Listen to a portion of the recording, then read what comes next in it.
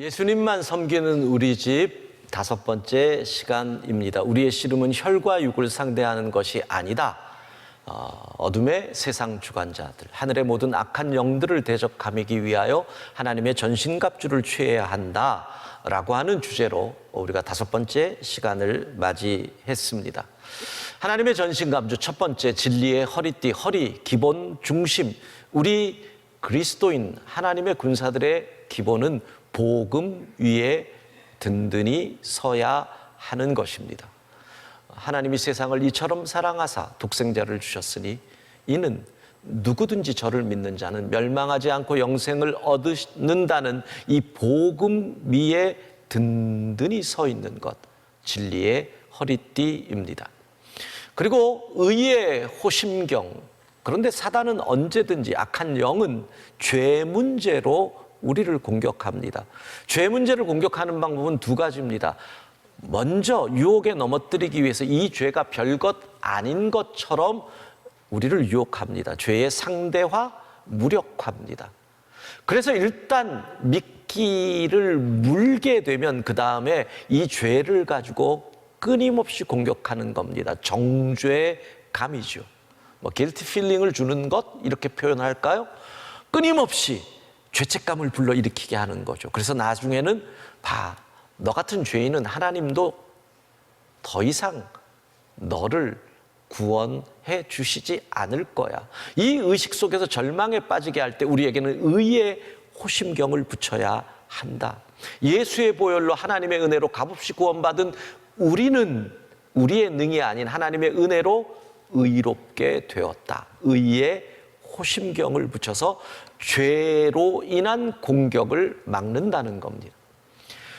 지난주에는 평안의 복음의 신을 신을 때 가장 기준은 내 발이 편해야 된다. 내가 평안해야 된다. 나의 평안은 어떻게? 의의 호심경과 진리의 허리띠를 떼어야 평안하다.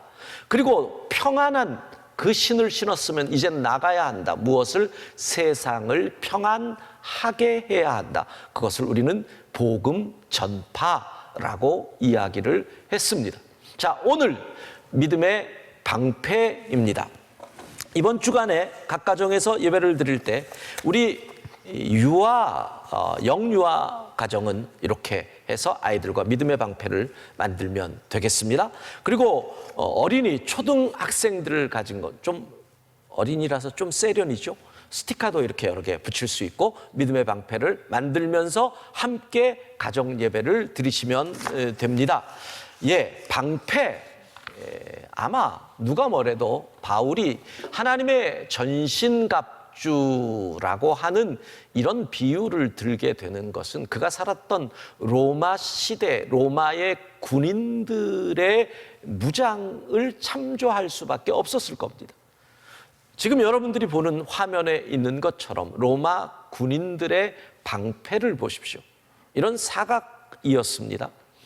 그리고 길이를 보면 가로가 75cm 정도 되었다고 합니다. 세로는 120cm 정도입니다. 엄청 큰 거죠. 아시다시피 2000년 전 남자들의 평균 키가 160을 안 넘었을 겁니다. 그러면 150cm대의 남자들이 120cm 크기의 방패를 들었다. 방패를 땅에 대고 고개를 조금만 숙여도 온몸을 가릴 수 있는 사이즈. 그게 방패 사이즈입니다. 두께는 2개의 나무판을 접착제로 붙였는데 그 두께가 손바닥 정도의 두께라고 합니다. 그러니까 여러분 생각해 보십시오. 손바닥 정도의 큰 나무판 이만한 거를 들려면 얼마나 힘이 필요했겠습니까?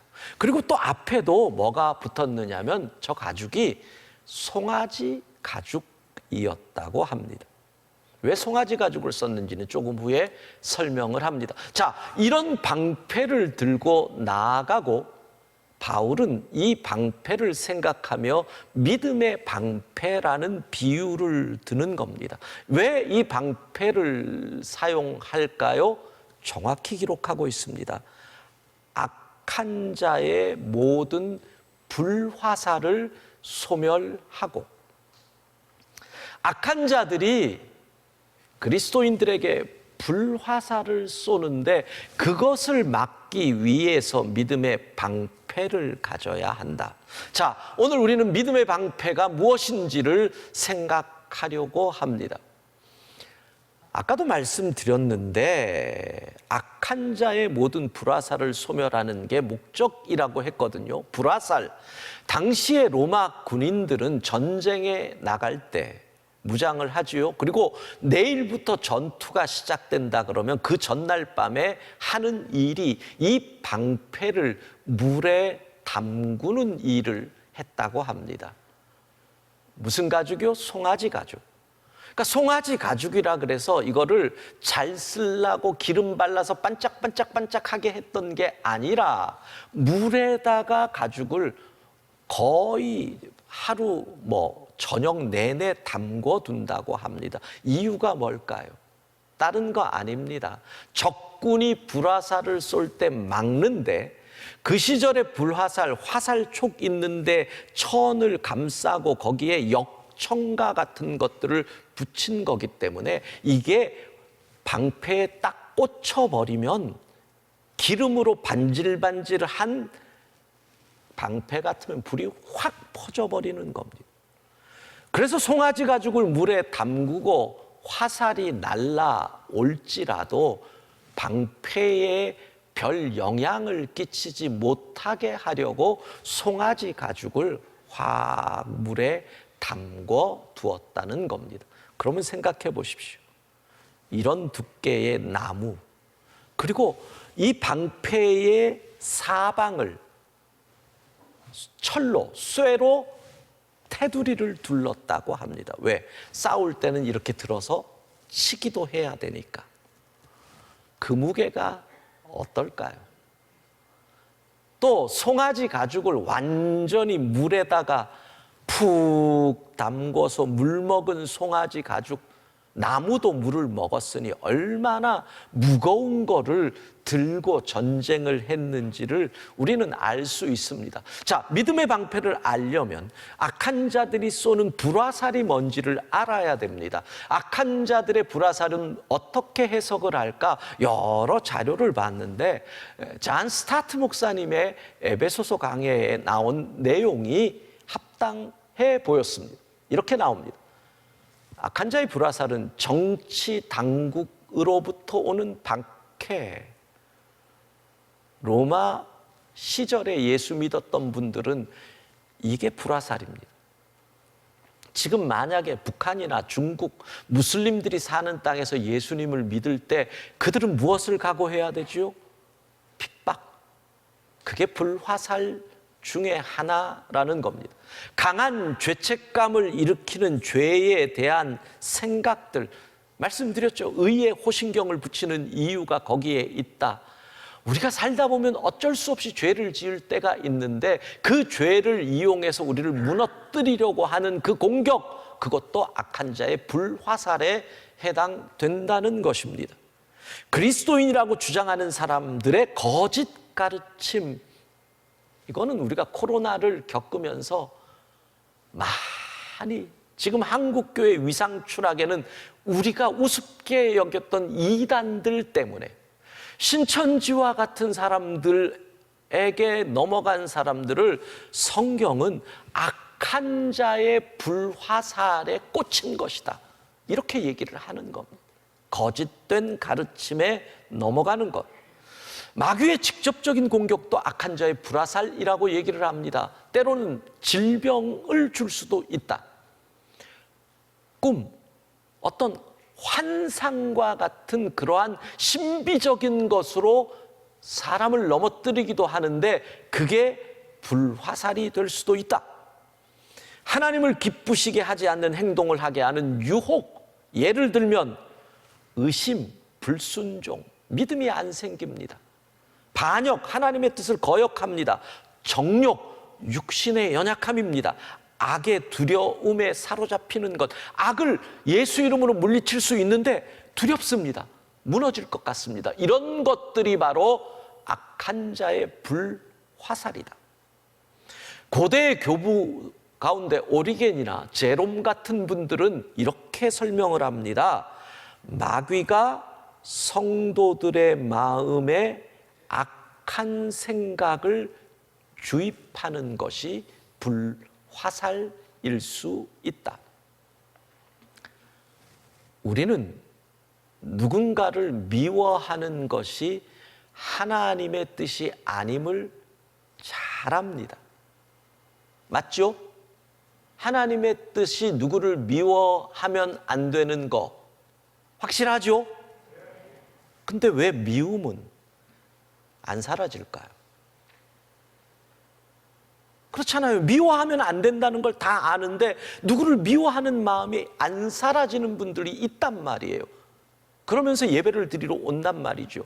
그러니까 이런 것들이 바로 악한 자의 불화살이다. 고대 교부들은 이렇게 얘기합니다. 자, 그러면 생각해 보십시오. 이런 화살들이 사방에서 날아오는데 일반적인 방패로 막을 수가 없잖아요. 믿음의 방패 외에는 방법이 없다는 겁니다. 믿음의 방패가 무엇일까? 구체적으로 생각합니다. 이 상황에서 첫 번째는 이겁니다. 두려움을 이기는 믿음을 얘기합니다.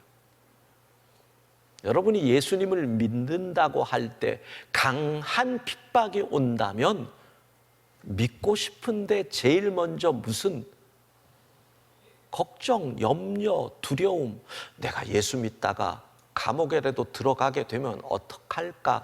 두려움이 다가올 거잖아요. 이 두려움을 이길 수 있는 그 믿음이 필요하다는 겁니다. 이 믿음의 방패. 특별히 본문을 배경으로 생각해 봅니다. 우리는 사도행전을 통해서 에베소라고 하는 지역을 잘 압니다. 에베소에서 바울이 복음을 전하러 갔다가 에베소 사람들이 들고 일어난 사건이 사도행전에 나옵니다. 그것을 이끌어갔던 사람이 은장색, 그러니까 금이나 은을 가지고 우상을 만드는 사람. 복음이 들어오면 당장 우상 숭배가 금해지니까 그들이 밥그릇을 건드린 게 된 거잖아요. 그러면서 들고 일어나는데 사람들을 선동하는데 뭐라고 선동을 하냐면 아데미 신을 섬기는 에베소인이여 걸기하라, 이런 식으로 선동을 합니다. 아데미 여신입니다. 에베소의 여신입니다. 아데미 신전은 고대 세계 7대 불가 사이에 속할 정도로 엄청난 규모였습니다. 바로 그 신전이 있는 동네가 에베소입니다. 아데미, 아르테미스라고도 불리우지요. 제우스, 당시 그리스 로마 시대의 주신이었던 제우스에게 여러 자식이 있는데 쌍둥이 자식이 있습니다. 아들은 아폴로라고 하는 태양의 신이죠. 그 쌍둥이 여동생 딸이 아데미입니다. 달의 여신입니다. 그런데 이 아데미에게 또 다른 풍요의 여신, 그래서 지금도 에베소에 가보면 사방에 아데미 그 신상이 남아 있는데 가슴이 20몇 개입니다. 풍요를 상징하는 여신이기 때문에 그렇습니다. 그리고 또 하나 아데미 여신은 사냥의 여신입니다. 사냥 그러면 뭐가 생각나죠? 활, 화살. 아폴로, 태양의 신입니다. 그러니까 쌍둥이 남매가 태양과 달. 그리스 신화에서는 아폴론이라고 합니다. 아폴로, 아폴론 동일입니다. 자, 그러면 하나하나 생각해 봅시다. 당시 2000년 전 사람들은 내가 이 동네, 이 지역에서 섬기는 신을 함께 섬기지 못하면 그 신으로부터 벌을 받는다라고 하는 생각을 가지고 있었습니다. 그건 상식입니다. 그 시절은. 지금도 우리가 비슷하잖아요. 예를 들어서 요즘 같은 경우에는 뭐 영화를 찍는다, 드라마를 찍는다 그러면 돼지머리 놓고 고사 지내잖아요. 고사를 지낼 때 믿음의 사람이 그 가운데 있어서 나는 고사 참석 안 합니다. 그럴 때가 있습니다. 자, 영화를 찍는데, 드라마를 찍는데 어떤 사고가 팡 터지면 뭐라 그럽니까? 네가 고사를 안 지내서 사고가 났어. 이렇게 얘기를 합니다. 사고가 없이 끝나면 우리가 고사를 지냈기 때문에 사고가 없어서 이렇게 얘기를 합니다. 하여간 예수 믿는 사람들은 이래도 욕 저래도 욕입니다. 이렇게 되죠. 이것이 2000년 전에는 어떻게 되겠습니까? 지금도 그러는데 그 지역의 신을 믿지 않는다, 섬기지 않는다. 그것이 예수 믿는 사람들의 고백이잖아요. 그러면 그 지역의 신에게 벌을 받는다. 어떤 벌일까요? 에베소 사람들은 아데미가 저주의 화살을 쏠 것이다. 그런 기록들이 나옵니다. 근데 그 아데미의 오빠인 아폴론과 합쳐서 화살을 쏜다. 아폴론은 태양의 신, 불.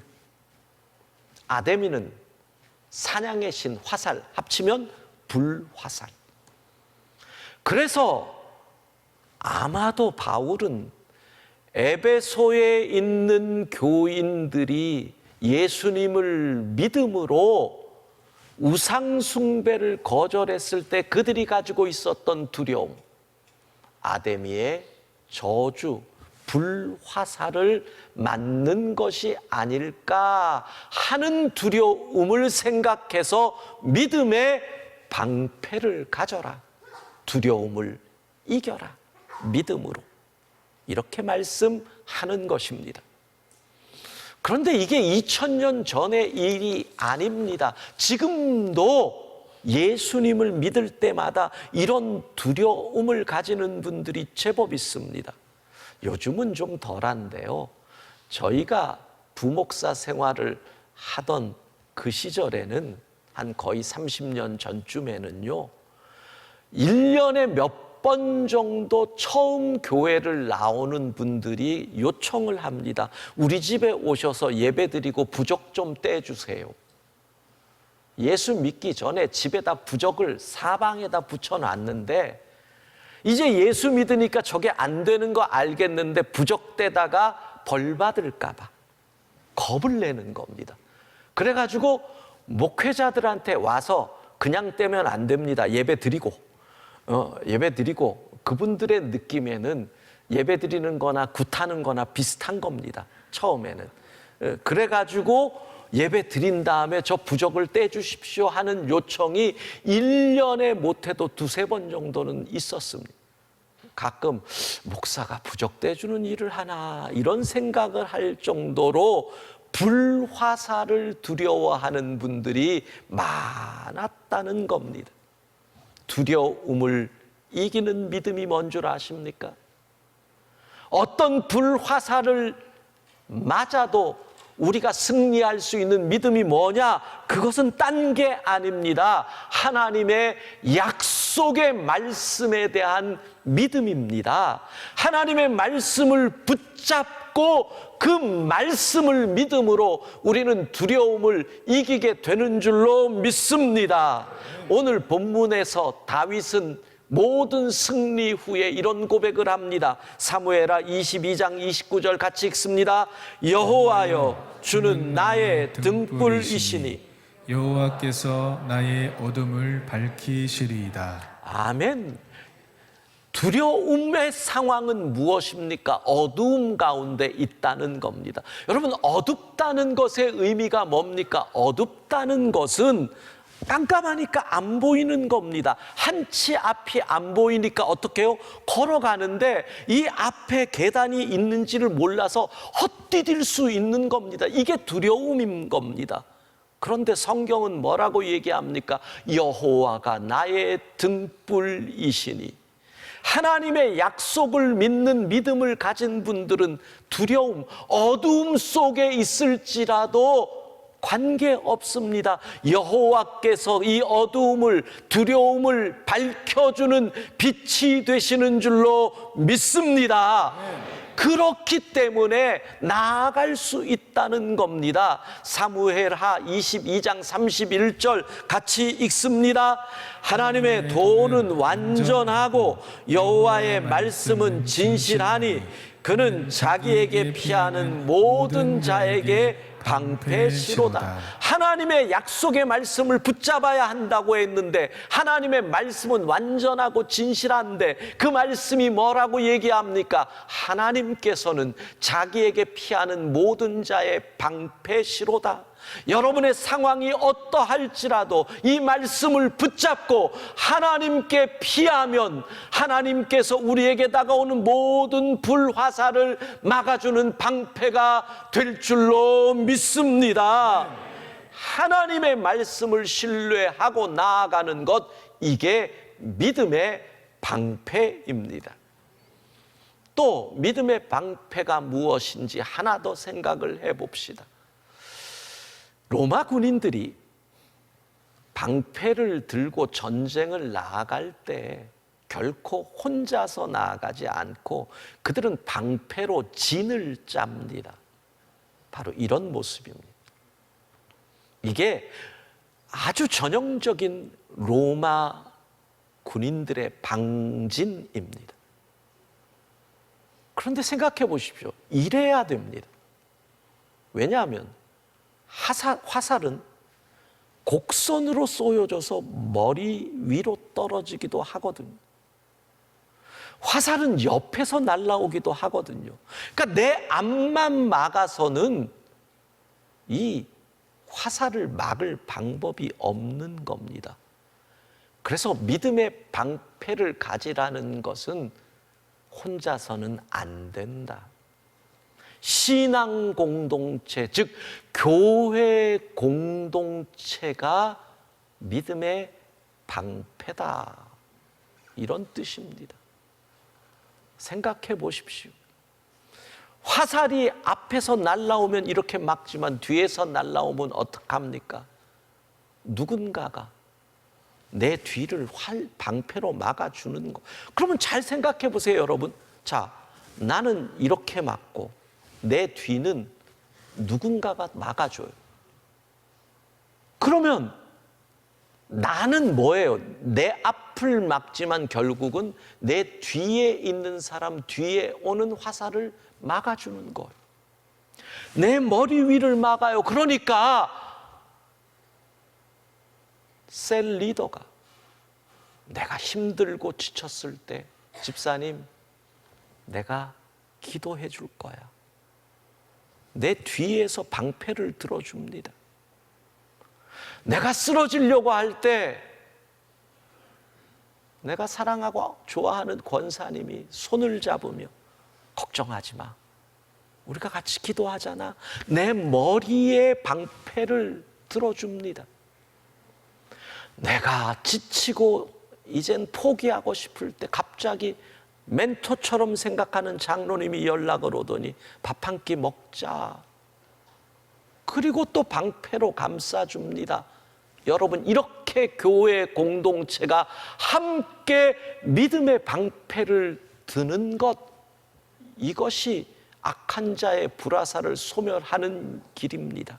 문제는 이 믿음의 방패 진이 지난 2년 동안 흐트러졌다는 겁니다. 이게 이 시대 우리의 가장 큰 문제가 되어버렸습니다. 방패진을 구성하려면 모여야지. 그리고 훈련을 해야죠. 논산훈련소 가면 제일 먼저 하는 훈련이 뭔 줄 압니까? 줄맞추기입니다. 그게 그렇게 안 됩니다. 발 맞춰서 걷는 거, 한꺼번에 오른쪽으로 갔다가 왼쪽으로 갔다가, 이 진을 짜는 게 쉽지 않습니다. 오늘 본문을 원어로 살피면 아주 독특한 해석이 나옵니다.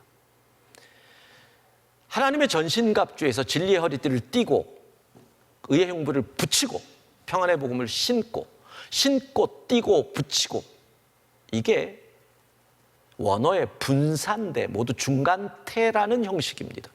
그러니까 이거는 그냥 수동적으로 한번 붙이면 특별히 노력을 안 해도 계속 차고 신고 붙이고 살 수 있습니다. 그렇잖아요. 허리띠 한번 찬 다음에 뭐 이걸 붙잡고 이렇게 다니지 않잖아요. 신발 신은 다음에 맨날 신발 붙잡고 다니지 않잖아요. 한번 하면 그냥 나갈 수 있어요. 그래서 중간태입니다. 그런데 믿음의 방패를 가지고는 뭐냐면 같은 분사인데 능동태입니다.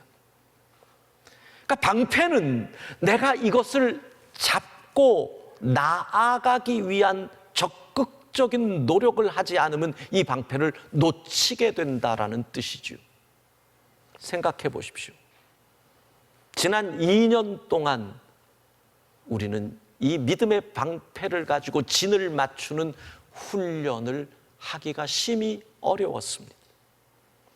이 무거운 믿음의 방패를 들려면 평소에 근력 운동을 하고 근육을 키워야 되는데 지난 2년 동안 우리는 사실 거의 봉사, 전도, 말씀 훈련, 섬김, 이 모든 것, 이유는 다 있습니다. 그리고 그 이유를 갖고 누구도 비난할 수 없는데 우리의 영적인 근력이 완전히 소실돼 버렸습니다.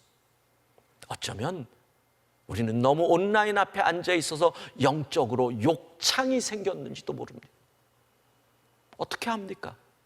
믿음의 방패를 들어야 되는데 무거워서 손이 부들부들 떨립니다. 옆 사람하고 줄을 못 맞춥니다. 방패 사이가 떠서 화살이 그 사이로 들어올 지경입니다. 이렇게 되어버린 것이 지금의 우리의 모습입니다.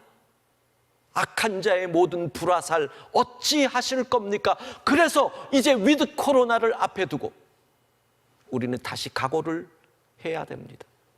다시 시작할 거야. 다시 운동할 거야. 근력을 만들 거야. 함께 나아갈 거야. 사랑하는 성도 여러분, 우리 다시 시작해야 할 줄로 믿습니다. 언제까지 핑계 될 것이고, 언제까지 코로나 핑계로 앉아 있을 것이고, 언제까지 게으름인데 그것을 다른 핑계로 덮고 있을 수는 없는 것 아닙니까?